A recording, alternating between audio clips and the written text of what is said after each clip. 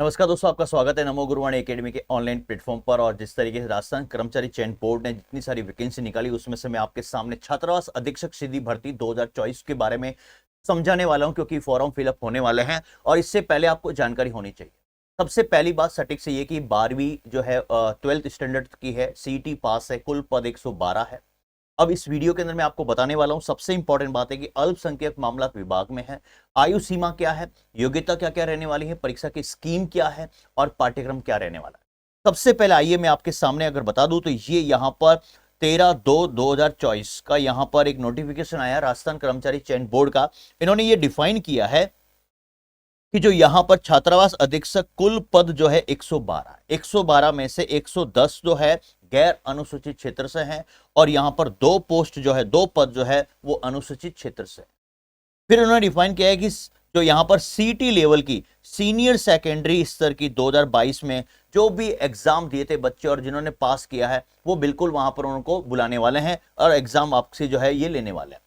अब यहां पर सबसे इंपॉर्टेंट बात यहां पर ये है दोस्तों कि इसका सबसे इंपॉर्टेंट बात है कि आयु सीमा क्या रहने वाली है। आपके स्क्रीन के सामने मैंने यहां पर एक नोटिफिकेशन का यहां पर एक जो है वो आपके सामने लेके आया हूं और आप देखिए यहां पर साफ साफ कर रखा है, प्रावधान के अनुसार आवेदक दिनांक 1/1/2025 को आवेदक 18 वर्ष की आयु प्राप्त कर चुका हो और 40 वर्ष का नहीं हो।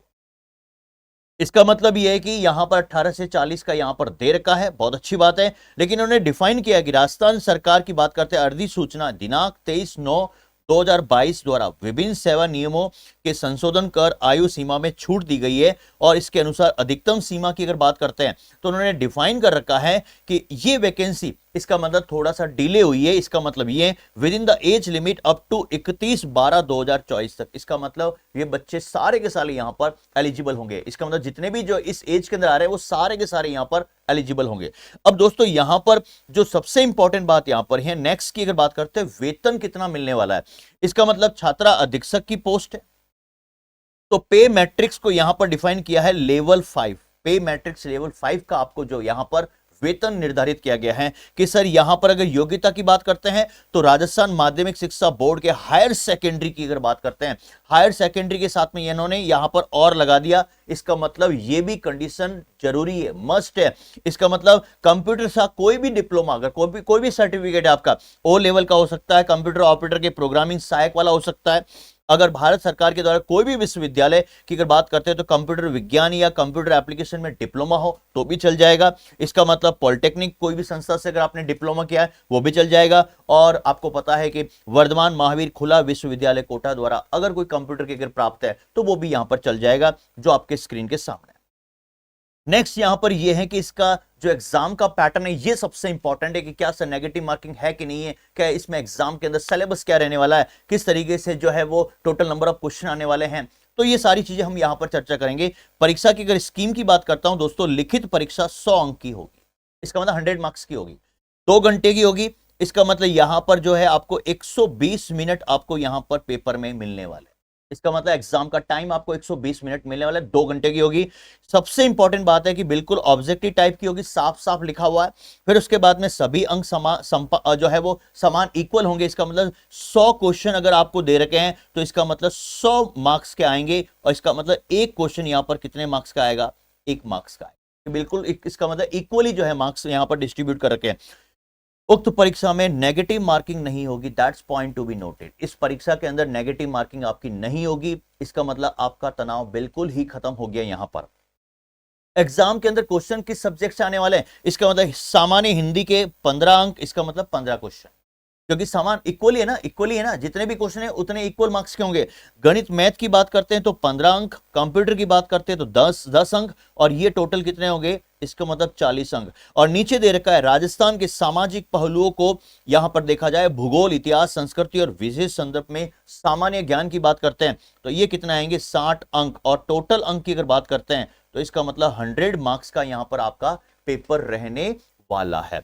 ये सबसे इंपॉर्टेंट है। अब दोस्तों इसका थोड़ा सा अगर मैं सिलेबस के बारे में अगर मैं जिक्र करूं तो आपके स्क्रीन के सामने देखिएगा दोस्तों, ये आपका सिलेबस यहां पर रहने वाला है, पाठ्यक्रम यहां पर रहने वाला है। इसका मतलब सामान्य हिंदी की अगर बात करते हैं तो सामान्य हिंदी के अंदर यहां पर आपके स्क्रीन के सामने संधि विच्छेद, और वही सारा जो ग्रामेटिकल जो आप लोग पढ़ते हैं, और समास का उपसर्ग, प्रत्यय, पर्यायवाची, जो विलोम शब्द हैं, मतलब ये कुल कुल मिला के हिंदी का सिलेबस आपको डिफाइन कर रखा है।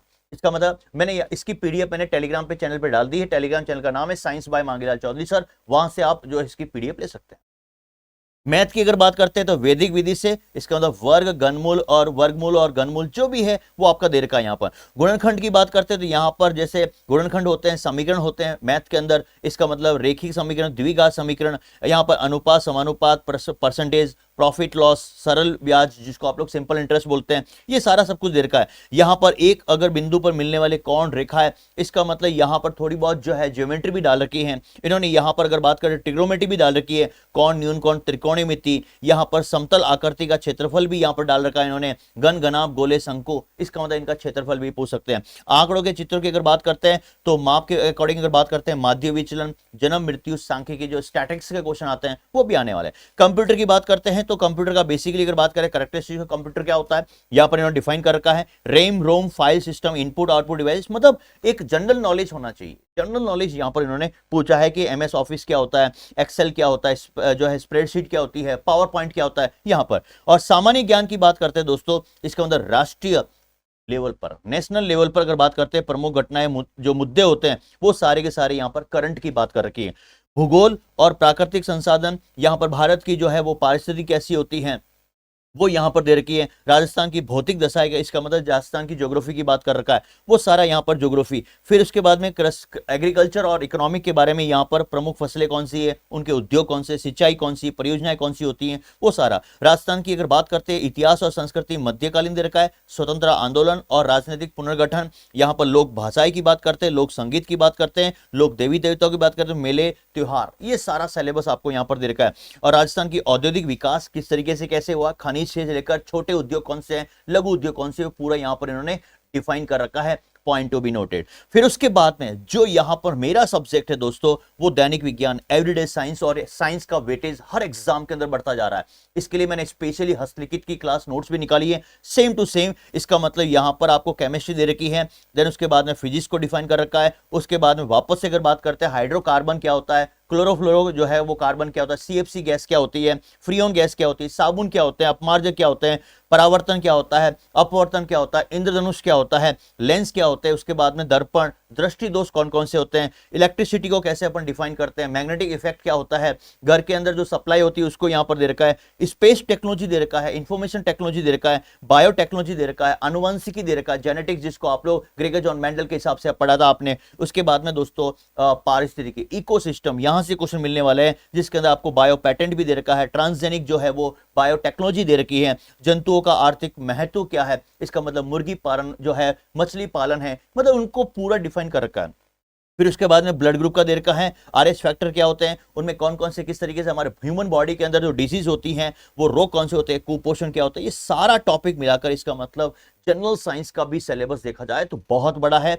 इसीलिए दोस्तों इसके लिए मैंने यहां पर जो है बिल्कुल थ्योरी प्लस एमसीक्यू की जो मैं आपके लिए जो बुक निकाली है, बहुत शानदार बुक है दोस्तों। और ये दोनों के दोनों बुक्स आपके लिए इस साइंस के लिए बहुत अच्छे से काम आने वाली है। एक भी क्वेश्चन आपका बाहर नहीं जाएगा, क्योंकि यहां पर देखा जाए तो 60 क्वेश्चन जो आने वाले हैं उसके अंदर राजस्थान जीके की अगर बात करते हैं और यहां पर साइंस की बात करते हैं, तो वेटेज अगर देखा जाए तो पेपर का जो सबसे बड़ा वेटेज है वो साइंस का है। बिल्कुल आप इस वीडियो को शेयर कीजिएगा अपने ग्रुप में, अपने फ्रेंड को, क्योंकि उनको बताइए कि रियल में किस तरीके से कैसे छात्रावास जो अधीक्षक की जो भर्ती आई है उसकी तैयारी कैसे करनी है, उसका सिलेबस क्या होता है। आज के लिए इतना ही। Thank you so much. जय हिंद, जय भारत।